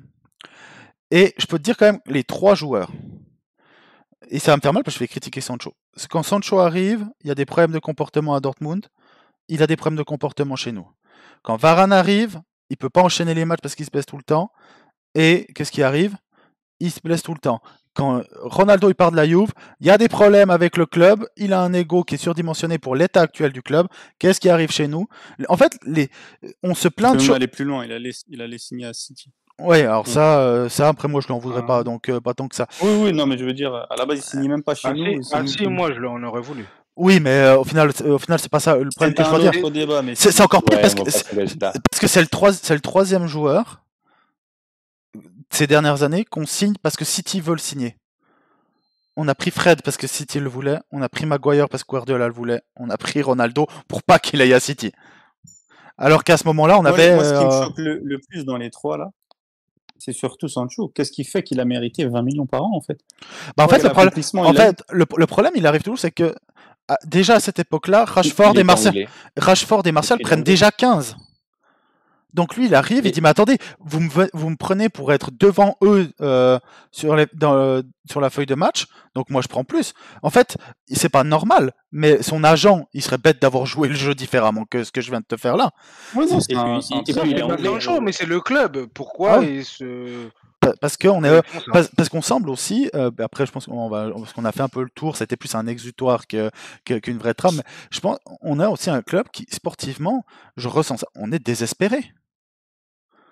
Toi, Le problème, c'est que tu es désespéré depuis trop longtemps. oui, mais c'est-à-dire Soit que on a l'argent et on sait pas travailler, mais on surpaye, je ne vais pas dire bien. Soit on économise nos sous et on fait des coups intelligents. Nous, on sait faire ni l'un ni l'autre. En fait, tu vois, c'est marrant parce que quand tu dis ça, je sais que ça va te faire mal parce que je vais citer, mais ça ne peut que compléter que ce que vous venez de dire. Il en a parlé, Antoine, il a fait le parallèle. Quand on prend Chicharito, c'est avant son explosion à la Coupe du Monde. On le signe avant. On sait qui vient. C'est un joueur Manchester, d'accord? Et il n'a pas explosé en Coupe du Monde, personne ne le connaît. Je suis désolé. On prend Amrabat que parce qu'il explose à la Coupe du Monde. ouais, Tu puis- peux rajouter l'aurait aussi parce que Tenag le connaît. Hein. Voilà. Ouais, Et on l'aurait jamais recruté avant la Coupe du Monde. Bah, c'est pas grave. Ben non, mais ça montre qu'on sait pas travailler. Ça montre qu'en fait, tu as besoin que... En fait, c'est pas compliqué. Nos recruteurs, je pense qu'en fait, ils travaillent le soir devant Canal+ ou TF1 quand ils regardent un match. je pense qu'ils ont. Ah, il est super, lui. C'est comme ça qu'on C'est travaille. qui d'ailleurs? On va regarder. Il a quoi comme numéro? On va noter quand même. On va aller voir sur OneFootball si on peut avoir son numéro. C'est-à-dire que tu as l'impression qu'il n'y a pas de travail en amont, en fait. Vraiment, c'est-à-dire que tu te dis, il faut que ça explose aux yeux de tout le monde. Ah, mais En fait, tu as l'impression que les mecs comprennent. On les prend parce que tout le monde les a vus exploser. Nous inclus. Parce que Bah, je c'est-à-dire disais, qu'on peut même faire les du boulot. rumeurs. Tu prends les rumeurs sur lesquelles on est cité, c'est que des joueurs qui sont bankable ou qui ont un certain, je peux dire, un Après, certain niveau, ou que est-ce des que équipes tout est veulent. vrai? Parce qu'il suffit de dire le nom Manchester et ça vend du papier. Hein. Ouais. Donc, est-ce que tout est Oui, vrai non, aussi? ça c'est clair. mais Peut-être je pour veux dire, clôturer, deux questions. Est-ce que vous pouvez me citer de mémoire pour vous le dernier bon coup de mercato qui a été fait intelligent? C'est-à-dire que On pour avait- vous mettre en relation, vous dites, allez, cible, prix et joueur, tu mélanges un peu tout ça, tu secoues, tu te dis, ouais, quand même, là, ça valait le coup. On avait fait Zlatan. tout l'historique avec Zlatan. Antoine, notre fois en off. Zlatan, ça a été un bon coup. On a gagné Je suis l'Europa League. Il y en a C'était un deux, bon coup. il y en a deux. Zlatan, Matic à cette époque-là. Zlatan, Matic, quelle année du coup? 2017 pour Matic? Matic, il vient une année après. Et puis même Matic, tu peux discuter parce qu'on paye plus de Non, 40 parce que- millions pour un gars qui a 29 ou 30 ans, qui était en fin de parcours. Et d'ailleurs, on a remarqué qu'il a fait une bonne saison et demie avec nous et qu'après physiquement c'était compliqué. Tu payes, En même temps, quand tu as Pogba qui même court, prix qui à court 70. jamais, quand tu Ok. as Pogba qui court jamais, qui joue que quand il a le ballon, c'est compliqué. aussi Donc de- quand même, les gars, on est en 2023, notre dernier bon coup remonte à 2017-2018. Et- Dans le monde et- du foot, c'est énorme. Il met même pas tout le monde d'accord. Hein, Et le encore bon Matic, oui, Zlatan, je pense qu'il met tout le monde d'accord. Zlatan, on est ok. Ouais. Zlatan, coup. s'il avait pas eu Pareil, cette il vient blessure, au final, il il faisait vient 2 pour années un super. an. Ouais, c'est ça. Il fait même pas pour Si- la Ligue des Champions la saison d'avant. Enfin, Sinon, après, l'Europa League, mais Après, tu as des petits joueurs moyens qui n'ont pas apporté plus que ça, mais toi, d'aller Blind, quand on le signe, pour ce qu'il a fait, on l'avait payé 15 ou 20 millions. Moi, Ouais, je mais c'est trouve encore que... avant ça. Là, tu remontes Oui, encore plus loin. Ouais, c'est 2-3 ans avant. Moi, j'ai demandé le dernier. Donc là, on est déjà à 5 ans. Et du coup, ma deuxième question que j'allais vous poser, puisqu'on parlait de clôturer peut-être, sans donner de nom, parce que là, c'est pas l'idée, on est trop loin, mais pour vous, les 3 postes prioritaires, je dis 3 parce que j'estime qu'il nous faut beaucoup de monde dans l'effectif, les 3 postes prioritaires pour le prochain mercato ou à défaut celui d'après, en partant avec l'effectif qu'on a là actuellement, vos 3 postes prioritaires? Le 9, je dirais les pas droits que- et un défenseur central. Alors, pas tous en même temps, allez-y. il a dit Adama est 9. Et les droits, Ouais. défenseur central. Ok. J'hésite entre défenseur central et latéral droit. J'hésite en fait. Alors, pour moi, c'est 2 neufs. Je le redis, il en faut 2. Un, c'est pas suffisant. Ah, t'as Il dit y a le Martial poste, qui va. Oui, mais du coup, il prend 2. Oui, mais il prend 2 slots. Bah oui, mais du coup, il prend 2. Pour moi, c'est 3 joueurs. Je parlais de 3 arrivées, pardon. Je m'avais peut-être mal exprimé. Oui, Donc, du coup, 2 en numéro 9, c'est la priorité. Toi, Il c'est te un faut 3 défenseur. 9 pour toi. 2. Ah bah non, mais parce que 2 dans le sens où pour moi, Martial, ça part. Ouais, Martial, il est en fin de Højlund. contrat. Højlund, et tu prends un deuxième ou t'en prends Bah, 2? Højlund, je prends un deuxième et puisque il parlait de mise en concurrence, pour moi, il faut un concurrent à Martial. Parce que pour moi, le numéro 2, c'est pas un concurrent à Martial. C'est quelqu'un que tu mets d'office devant. Je comprends toujours pas. Tu veux. C'est-à-dire qu'il veut 3-9 en temps. Je veux 4 attaquants, Ah, ok. dont, et Martial est le 4e dans ce lot de 4. Ok, Bon, de toute façon, le problème est réglé parce qu'il est en fin de contrat l'été prochain. Donc, Voilà, c'est pour ça. C'est pour ça que je le dis. S'il n'était pas en fin de contrat, s'il avait 50 contrats devant lui, je vous dirais pas ça. Là, pour moi, il faut 2 numéros 9 à l'arrivée. Et je considère qu'il faut un latéral gauche. Gauche. Chaud, ça doit partir. Moi, c'est la priorité. Moi, c'est. Chaud, je dirais c'est la fin. C'est la fin. Moi, je dirais un central et après, je vais pas dire. Est-ce que vraiment il y a un poste clé? Je dirais l'arrière droit, mais t'as Anthony. En fait, si je suis lucide et objectif, Anthony, mis à part son histoire, là, on attend le dénouement, mais s'il est innocenté, C'est quand même à pas 100 assez millions bon. d'euros, à 100 millions d'euros, c'est un aveu de faiblesse de la part du coach, du club, et quand on sait que le club est plus marketing que sport. J'apporte une précision parce que peut-être qu'on comprend pas ce qu'on dit. Juste, moi, je pars du principe, c'est pas un choix, c'est pas ce que je veux, mais j'imagine et je pense que Sancho et Anthony restent. Non, justement, restent. C'est pour ça que moi, je ne fournis pas le poste droit parce que je suis quasi certain qu'ils vont rester à cause de leur prix. Non pas que j'ai envie. Anthony, t'es pas sûr, hein, quand même. Donc en fait, vu qu'on a fait une erreur, en fait, on doit rester avec cette erreur-là. Arsenal, ils ont payé PP 80, ils l'ont fait partir gratuit. Mais au bout d'un moment, t'as perdu en fait. On a payé 100 millions. De toute façon, quand tu l'achètes 100 millions, tu sais que tu vas pas le revendre 200 millions. À moins que tu penses que c'était un crack absolu. Donc en fait, qu'est-ce que tu fais? Soit on reste avec lui pendant 10 ans, ou soit on essaye de réparer. Sinon, on se dit, on prend un jeune ou mais non. En fait, tu vas chercher un titulaire. Même si tu as fait une erreur, je te disais dans ma logique en essayant d'être objectif. Bien sûr, pour moi, il dégage. Enfin, il dégage. Tu vas chercher un gars. Non, pas forcément partir, mais de recruter quelqu'un pour le concurrencer. Il y a même regarde, il a déjà de la concurrence en interne et elle est pas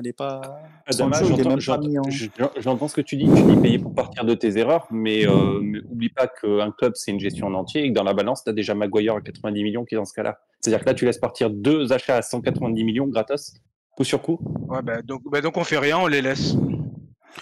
Qu'est-ce qui s'est passé? Il faut faire un choix. Moi, je prends le parti. En fait, on a fait une erreur monumentale en payant 90 millions. Je vois très bien ce que je veux dire, Adam. En fait, tu as fait une erreur, faut la corriger. Nous, en faisant une erreur, on en fait une deuxième en les gardant. En fait. En les gardant, bah oui. Après, donc, le problème, non, mais après, ce que vous n'êtes pas d'accord, c'est que Jérémy, il est autant d'accord que toi sur le fait que c'est ce qu'il faudrait faire. Sauf que lui, toi, tu dis ce qu'il faudrait faire et lui dit ce qui va se passer. C'est ça, en étant objectif, moi je sais qu'Anthony ne partira pas. Mais oui, je sais que ça va pas se passer comme ça, mais en fait. Mais du coup, dans ce que je veux avoir comme arrivée, c'est je tiens compte de ce qui devrait se passer. Ce qui devrait se passer, c'est qu'Anthony et même Sancho, je ne vois pas Sancho partir. Faut peut-être tourner la question différemment. Sancho. Si lui aussi il part, ça veut dire que le dernier joueur 80, 90, 100 millions, tu fais partir les 3 pour peut-être rien. Déjà, c'est pas ce que je dis pas que Anthony doit partir, mais on a le droit d'aller acheter un joueur qui va le concurrencer. Donc ça fait partie des pistes prioritaires, parce qu'on attaque que par la gauche. Et tu mets combien? Et encore sur la personne qui vient de concurrencer? Tout dépend en fait du profil. Bah oui. Ça se trouve, on peut trouver un mec qui sort de Colombie et qui coûte 15-20 millions et bonne surprise, et il peut le sortir. Bah oui, mais je crois pas une seconde qu'un mec que tu viens de Colombie de 15 millions. Mais en fait, où vous n'êtes pas d'accord, c'est que vous êtes pas d'accord, c'est que vraiment, c'est ce que je dis. Après, on va gentiment terminer sur le top très rapidement. Adama, toi, tu dis ce qu'il faudrait faire et Jérémy dit ce qui va se passer. On est tous d'accord avec toi, Adama. Mais mais par contre, on est tous d'accord que vu les preuves. Je suis d'accord. Ouais, ça va pas se passer comme ça. On sait pas. C'est pas parce que ils ratent 9 fois la cible qu'ils peuvent pas réussir à trouver une fois un bon coup la 10e. La seule chose qui peut se passer, c'est que justement son histoire là tourne au vinaigre et on se retrouve avec comme Greenwood en fait. Il faut pas qu'on souhaite ça. Non, j'y crois absolument pas. Là, il va être réintégré très rapidement. Là, c'est. Oui. Ouais, il va faire 1-2 semaines comme ça, puis voilà. Bah oui, c'est juste pour calmer un peu. Sinon, pour qu'il soit pas là, faudrait qu'il aille au FC Prison. Ouais. Honnêtement, s'il va pas jouer au FC Prison. Bon, on a bientôt vendu. Ça s'applique à Greenwood, t'inquiète pas. On a bientôt vendu plus de joueurs au FC Prison que dans les autres clubs. Donc maintenant, on a été plutôt quand même très négatif sur ce podcast. Il n'y a pas tout qui est à jeter. Donc on a quand même fait des tops, on va éviter les flops parce qu'on a été négatif surtout. Ouais. On va faire que les tops pour finir rapidement ce podcast. Et vous êtes d'accord. Après ces 10 minutes, vous n'étiez pas du tout d'accord. Mais sur Onana en top. Ouais. Vas-y, Adama, commence. Ouais, c'est vrai.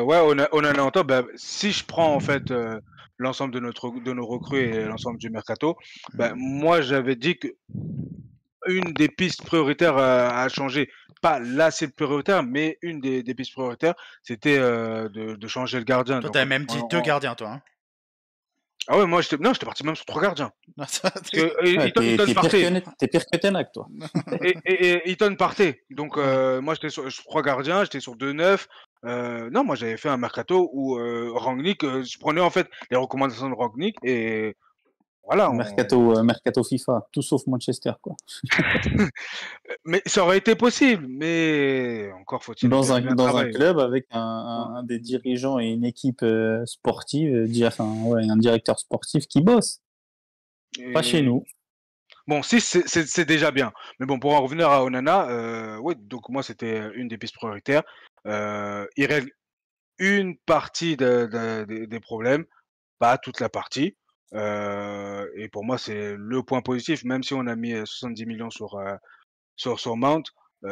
C'est pas ce joueur-là sur lequel j'aurais mis, mais je juge pas après 2 matchs. Donc, je sais toujours pas si au poste de numéro 8 ça va fitter ou s'il va jouer sur un côté.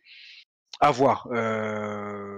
C'est un nouveau milieu, c'est un nouveau système, c'est un nouveau club pour lui. Quand tu passes de Chelsea à Manchester, il y a quand même il y a un gap. On reste le meilleur club au monde. Même si on va me dire oui, actuellement Chelsea, etc. sur les dernières années, ok, mais Adama, c'est le cœur qui parle, hein, parce que le meilleur club au monde. on reste Manchester United. Oui, non, bon, pour moi, on reste. Oui, c'est le cœur qui parle, mais on reste Manchester United. Tu changes de stature en fait. C'est pas pareil. Je sais, je vais prendre un exemple, mais qui date un peu. On va me dire ouais, que c'est pas forcément ce qui compte, mais quand Van Persie quitte le club de bébé pour arriver chez les boss, il Le comprend tout de bébé suite. qui t'a battu la semaine dernière. Ouais, bon. C'est pas grave, ça reste quand même les petits frères. Quand il arrive, il comprend tout de suite après un entraînement pourquoi en fait on est les boss. Parce que c'est pas le même club, c'est pas la même chose. Même si actuellement, je suis d'accord, on fait plus partie de C'était la sous discussion. Ferguson, un ancien temps. Oui, on fait plus partie de la discussion non seulement au niveau national, mais au niveau européen. Ça reste quand même Manchester United. Lui aussi sort d'une mauvaise saison. Donc, je vais pas juger au bout de 2 matchs. Et 2 matchs, il s'est blessé. Juste sur les gars sur Onana, donc Ouais, vous étiez d'accord. moi je fais beaucoup plus court. Je suis juste content de l'arrivée d'Onana parce que même si pour moi j'étais assez d'accord avec le fait que c'était pas une arrivée prioritaire, je suis juste content parce qu'on recrute, je pense, un joueur qui est top 3 à son poste. Pour l'instant, il a l'air d'être au niveau auquel on l'a recruté et auquel on l'attend. Donc en fait, pour moi, Il n'y a pas de surprise, ouais, t'as raison. Ouais. Voilà, donc dans ce qu'on a recruté, bah pour moi en fait, on a coché des cases et en ce début de championnat, il les coche toutes, donc tout va bien, les feux sont au vert et on l'a dit, il fait partie des rares joueurs que même les meilleurs clubs dans leur meilleur championnat peuvent nous envier. Donc bah pour moi, c'est la bonne pioche du mercato, surtout que finalement on le paye cher, mais en étant Manchester, on aurait pu le payer encore plus cher que ça. Ça aurait pu arriver aussi. Donc bon bah pour moi, de l'état de ce mercato. Dernier aussi. C'est un autre débat, effectivement, mais pour moi, on va dire qu'au vu de l'état du mercato, pour moi, c'est le top. Ouais, alors on s'est un peu écharpé au début sur Onana, ça reste quand même. En fait, moi je maintiens ce que je dis. Hein. Exactement, c'est-à-dire que je le mets pas en top parce que pour le moment il m'a un peu déçu sur 2-3 trucs. Mais c'est exactement ce que j'attendais. Un des top 2, top 3 à son poste au monde au niveau du jeu au pied, ça c'est sûr. Et juste frustrant de voir que ça apporte pas grand chose de plus, quoi. Pour moi, ça fait aussi effet loupe sur le niveau technique de beaucoup de nos joueurs qui, cette fois, il n'y a Ce plus. que tu disais, hein. Il n'y a plus l'excuse. des Réa, Exactement. Et il y a beaucoup de joueurs. Et je pense aussi qu'il va beaucoup bénéficier du fait que Højlund est capable de prendre un ballon de la tête ou de gagner un duel quand même physique, ce qu'il n'est absolument pas capable de faire les 3 joueurs offensifs qu'il a eu sur ce début de saison. Donc, pour compléter le top Onana, j'ai vu passer une stat. Il a réussi sur le dernier match à faire plus de passes réussies que n'importe quel gardien en première ligue pendant un match. J'ai vu passer une stat comme ça. Ah bah ouais. Ça m'étonne pas et je pense que c'est le joueur qui a réussi le plus. Je pense que c'est le joueur qui réussit le plus de passes de Manchester United. Dans l'effectif. donc voilà. Donc il y en a un autre qui a un coup de cœur, un top qui a pas encore joué une minute. Mais Mohamed, pour toi c'est Amrabat. Amrabat, ouais. Là, c'est le cœur qui parle, hein. Premier Marocain de l'histoire de Manchester United. On a eu le premier Marocain de l'histoire et le premier Turc dans la même journée. Enfin, dans la même journée. C'était le premier Turc. J'aurais jamais deviné que c'était le premier Turc. On n'a jamais eu de joueur turc dans l'effectif Montpellier. Ouais, donc et puis au-delà du fait que ce soit un Marocain, on a surtout pris une bonne pioche en backup de Casemiro. Il nous offre aussi une. Faut le mettre sur le terrain. Faut le mettre sur Oui, le terrain. non, mais parce que on Ouais. est d'accord que dans l'effectif, il y avait qu'un seul 6, Non, c'était Casemiro. pour toi, de toute façon, il serait capitaine, donc même. Non, abusons pas loin. Je sais pas, ouais, j'ai 14 ans, fan de Cristiano, fanboy. Non, un peu de lucidité. Non, je suis très content. Et puis même, il va nous, comme on en avait déjà parlé avec justement toi, Antoine, dans les gros matchs, tu mets un duo Casemiro, Amrabat. Tout le temps, en fait, tout le temps. En fait, ça dépend ce que tu veux faire de Mount. Et puis Tanek veut un 4-3-3 Mount Bruno.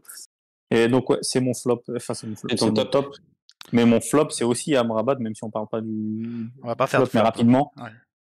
Ça fait 3 mois que l'accord verbal était quand même en place. Donc c'est quand même un gros flop de le signer les derniers instants. Même pas La gestion au début de et en prêt, et le signer en prêt alors que de 10 millions. Tu payes même plus cher. C'était 30 millions, on paye le prêt 10 millions, l'option 20 puis et 5 millions de bonus. Ouais, il y a un bonus de 5. Donc après, moi je suis très content de l'arrivée d'Amrabat, même si il fait partie de ces joueurs où tu signes un complément, on va pas se mentir. C'est typiquement le débat qu'on a eu entre exactement. Adama et... Par contre, je suis pas sûr que ce soit un complément. Par contre, pour moi, justement, j'ai envie de le voir. Casemiro, même Amrabat, j'ai vu, c'était il faudrait aller revoir la statistique. Il a des bonnes stats au niveau des progressifs passes. Des progressifs passes, il était le premier de Serie A, sauf erreur. Il faudra aller vérifier les stats, c'est pour ça que je mets des gros guillemets.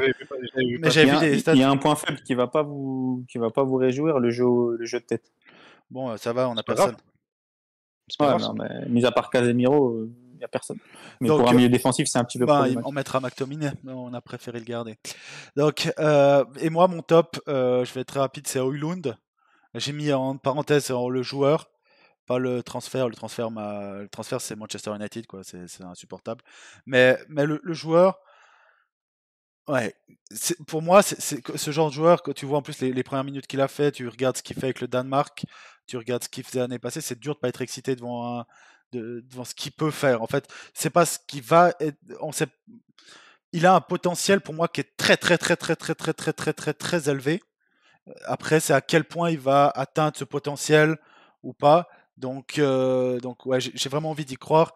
Il y a des touches de balle qui mentent pas. Et on l'a déjà dit face au match face à Arsenal, c'est qu'une déviation, mais juste ce genre de geste, ça ne ment pas. Et il a ce combo. Martial, il en est capable aussi.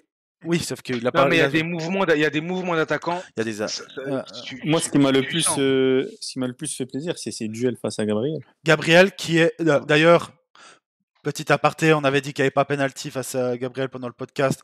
Il y a penalty. Vu les autres angles. Même si je ne parle pas de penalty, il y a penalty. Je vous ai envoyé l'autre caméra là. C'est Martinez qui fait ça. Il y a penalty et rouge tous les jours. Ouais, peut-être pas rouge, mais il y a penalty, ça c'est sûr. Donc moi j'y crois et surtout Gabriel, autant je trouve qu'il est pas surcoté parce qu'il est quand même vivement critiqué. Ça reste un bon défenseur. C'est un des défenseurs les plus physiques de Première Ligue.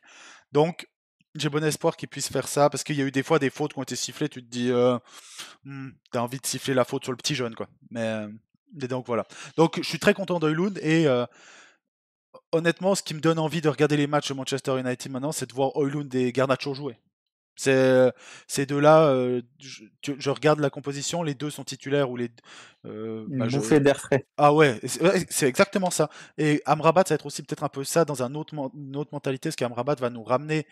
Ce que Casemiro et Martinez ont amené, mais les autres pas, c'est Onana un peu. La combativité. Ouais. La combativité au milieu. La grinta, ouais. Bagarre. Exactement, parce que la grinta, c'est pas que de la combativité, parce que. Ça va découper au milieu de terrain. Parce que. Ouais, je suis content. Je me réjouis. Sur le début de saison, il s'est un peu calmé, là, le temps qu'il reprenne ses esprits, là. Mais là, ils seront à deux, ils vont se coordonner, ça va découper. Je me réjouis de mettre un trio quand il faudra défendre avec encore McTominay et Wan-Bissaka, on aura plus de tacles que de passes. Donc... C'est la Bravem, là. Non, mais les deux, vous êtes réjouis, mais quand on pourra aligner ni l'un ni l'autre à cause des rouges, on en reparlera. Juste les boucliers anti-émutes et c'est bon. Exactement. Bon, les gars, on va terminer là-dessus. On a été. Le petit pronos. On a été. Attends, je finis. On va faire pronostic. Allez. Face à Brighton, Jérémy. Jérémy qui est en tête pour le moment. Ouais. Ah, j'ai oublié de faire le tableau. Ah On ouais. te présentera pour les prochaines fois.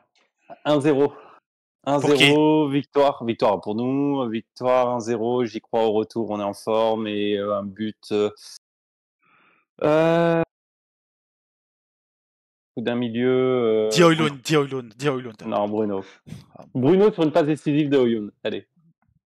S'il joue. Oui, il va jouer sûrement. Mohamed? J'ai envie de dire 2-1, moi. 2-1.